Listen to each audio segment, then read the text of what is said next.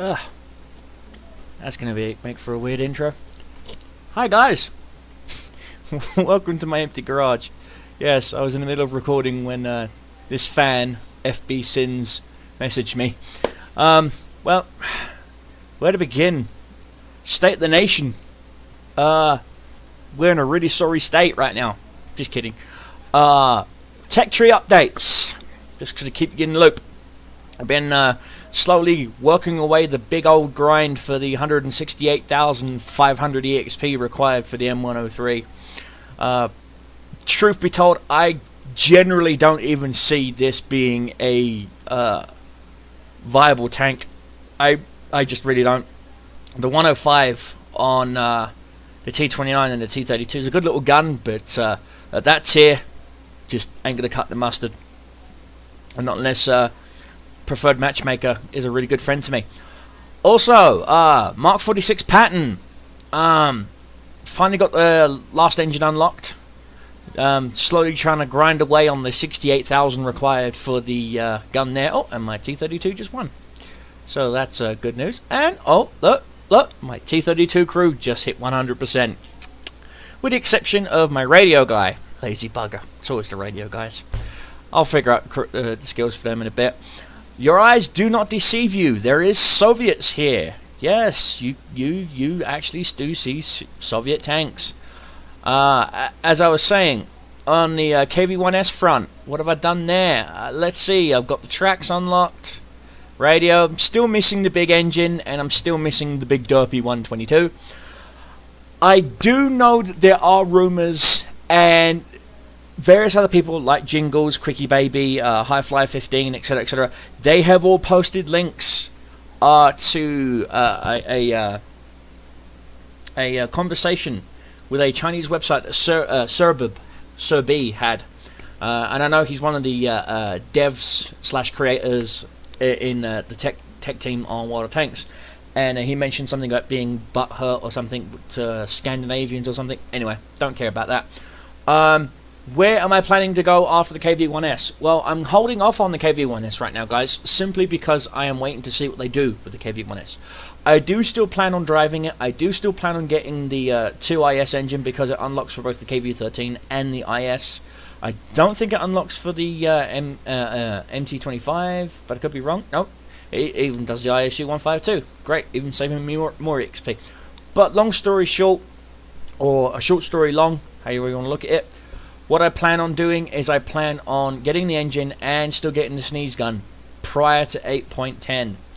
And then if they do remove it, I'll get 1700 free EXP that I can spend elsewhere. Or they may give us a 100mm gun. Apparently they're going to swap it out for a different gun. I don't know. That's where I'm at there. On the T150 front, let's see, what have I done with the T150? Pretty much nothing, as you can see.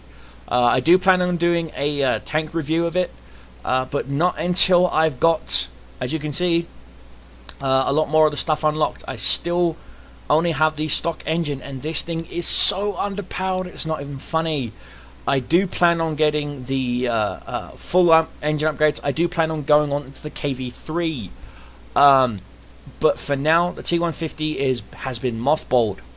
As you can see, yes, there is the big Herpington McDerpington III, aka the KV-2. Or as Jingles put it, it's the most fun you can have with your pants on, end quote. Well, what are we doing with this? Well, as you can see, I have everything bar the V5 engine, which ironically also unlocks it for the T150, and the 107, which ironically, again, unlocks it for the T150. I do plan on getting these. I do plan on actually keeping the KV-2. Say, what? Yes, I do plan on keeping the KV-2. Now, why? Well, the reason why is simply because it is a fun tank. Jingles was right when he said it's the most fun you can have with your pants on. It's a troll tank, and it's still a fun tank at the same time. Gun cannot aim down to save its life, even if the gun's broken. But then again, what do you expect? They took an artillery gun and said, let's strap it at a 45 degree. There we go. Was that 90 degrees? Sorry, 90 degrees. No, wait. That's 0. What degrees? Not my thing. That's where we're at on the Soviet front. Where are we on the Japanese front? Nowhere, because I don't own a Japanese tank. I don't even own the Chi-No-Kai. Chinese tank lineup. Why do I still have a Type 2597 Chi-Ha? The reason why I have the Chi-Ha is simply because I wanted it elated. I now have it elated.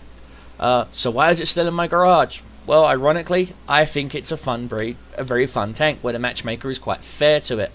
I wouldn't say the matchmaker constantly seal clubs it over the head, but still, it is a nice, well-balanced, in my opinion, matchmaker.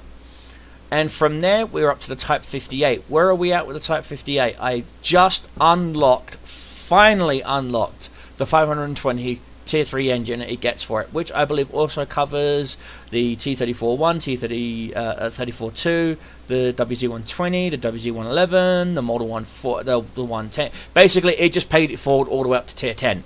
That is why it costs so much. Well, I have the bloody thing unlocked now, so happy days.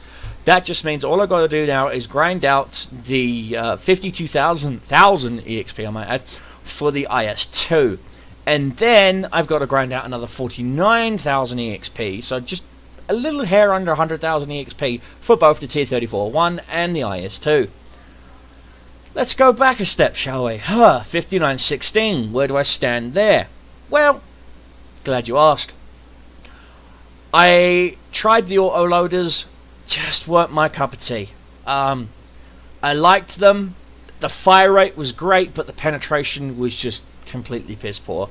Even with premium shells of 106mm at distance, because you are a scout tank, you don't really want to be up in the grill of a IS, KV-1S, T29, anything with a great big, or even worse, an ISU 152, or even worse, an E100. And yes, I have seen E100s in my 5916. Thank you, Wargaming's matchmaker. Needless to say, yeah, pissing a gal, fart in the wind, ain't gonna work. So I went back to the 57mm. Why? Faster fire rate, better accuracy, better aim time, better penetration, just really piss poor alpha. So really, with that gun, you only got to worry about is other light tanks. Simply because they're just going to outshoot you. Sorry, Lieutenant Colonel Henry Blake, not interested right this second. Too busy doing a video. Now, do I plan on getting the WZ-131? I do. Plain and simple. I already have the newest engine unlocked. I have the best radio unlocked. As far as I know, the only thing I will need to start unlocking is the tracks, then the turret, then start knocking out these guns. The majority of which I believe, the first one is the autoloader. Pants, not interested. The 85mm, I am interested in. Why? It's a good all-round gun. Reminds me very similar of a very up alpha damaged A2 gun from the EZ8 Sherman. Accuracy is actually better than the EZ8 Sherman, ironically. Better alpha damage, same pen, less fire rate. But you know what? Doesn't really matter. I'm a scout tank.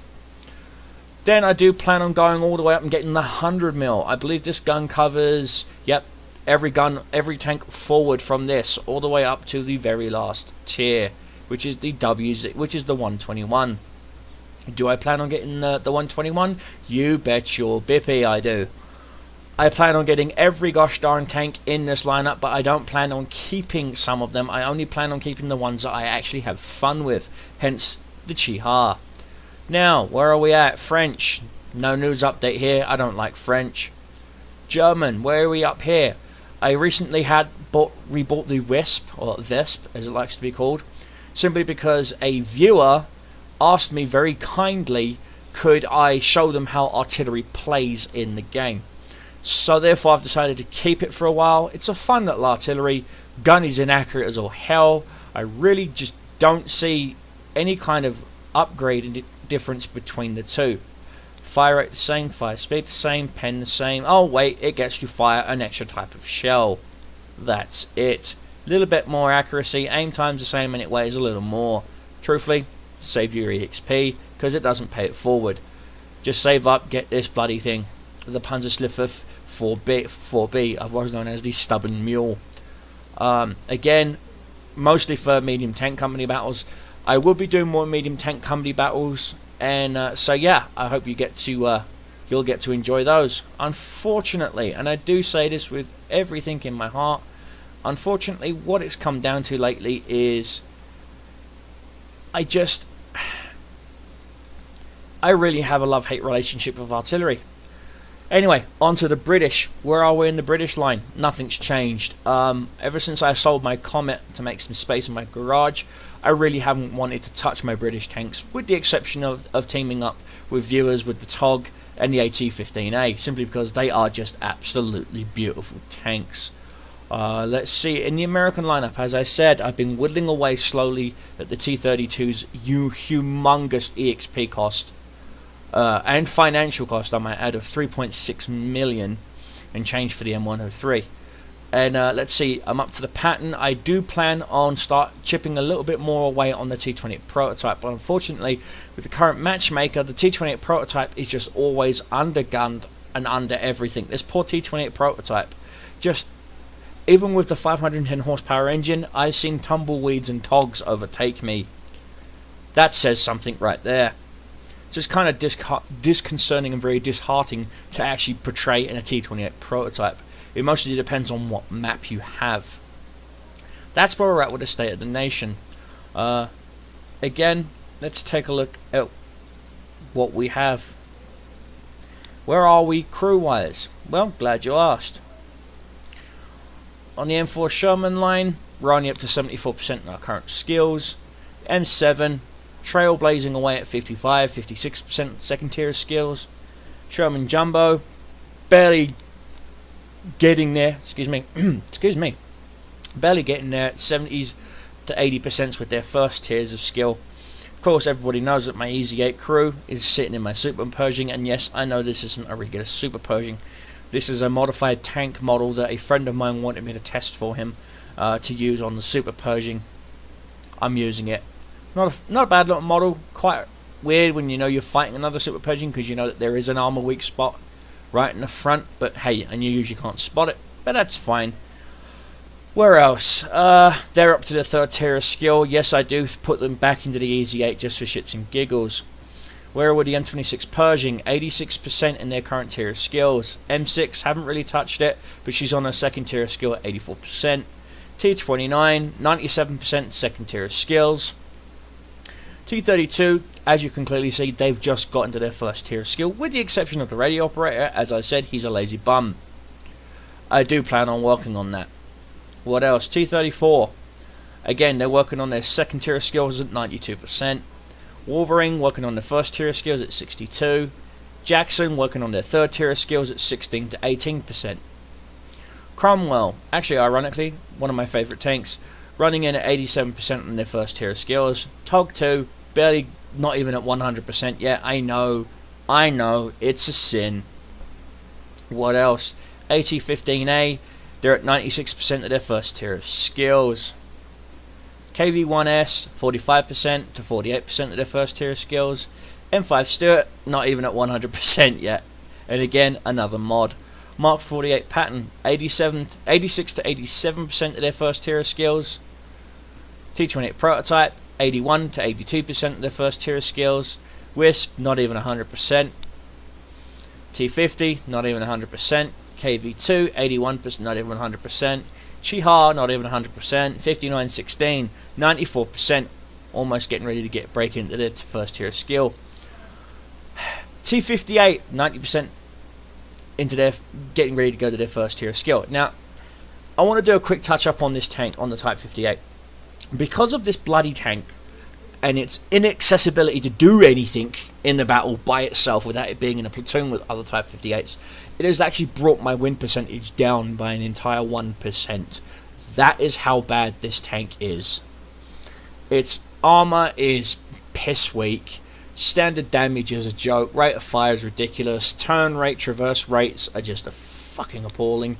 But for some reason, I love this tank. Again, it's one of those sort of tanks that makes you want to win. This tank is, as the way I see it, is your actual handicap. Same as my M22 Locust. As much as I love this little thing, when I'm up against tier 5s or T18s with their troll front armor, I insert Jingle's pitch, you know, fuck my life, sort of thing. Makes me want to, claw my way up, which I do successfully, I might add. Lots of doubles left to get, as I said today, guys, but that's it. This is a State of the Nation, one of the very first State of the Nation videos I'm doing for you guys. I hope you enjoyed the garage, and I hope you enjoyed the video. If you did, please give me a like and a thumbs up. If you didn't, sod off. It's all good. But most importantly, I like to end most of my videos with a stay safe, have fun, keep your shells flying, keep your enemies dying. Cobra Commander is out.